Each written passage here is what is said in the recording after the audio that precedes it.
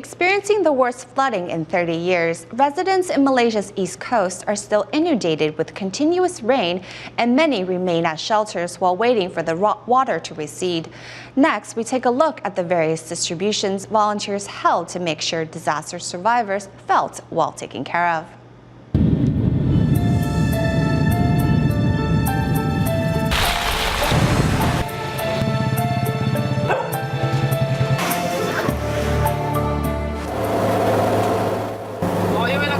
The highway is flooded and blocked. The military is not letting anyone through. Against all odds, Tzu-Chi volunteers arrive at Pahang's Terminal Low to conduct their latest disaster assessment. There, they see that buildings and even electricity poles are submerged underwater. Right now, we need supplies including towels, feminine products, baby diapers, baby formula, blankets, and mosquito nets.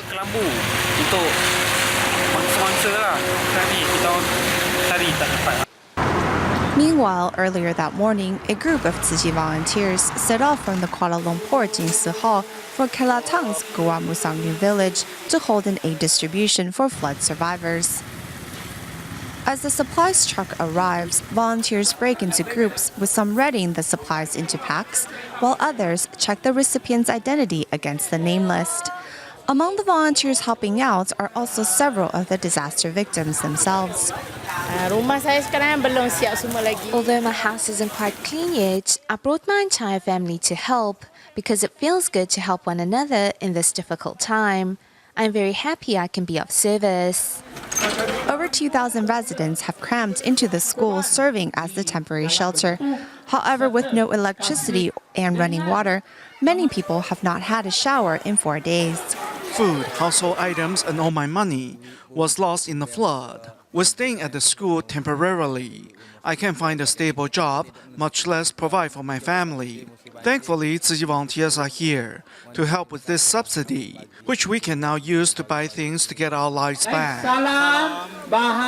As it starts raining once again during the distribution, volunteers step up to shield residents with umbrellas.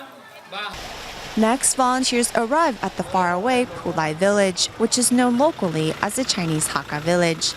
The overflow from the nearby river damaged the local water and electricity supply as well. Residents here farm for a living, and basically all our crops have been destroyed. We don't know how to continue on.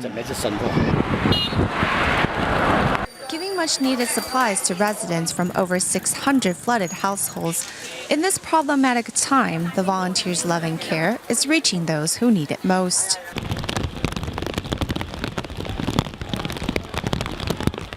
On foot, Tzu-Chi volunteers around the Moran area are bringing relief supplies, as well as blessings from Master Zhenyan to residents at home. I hope everyone can take care of each other.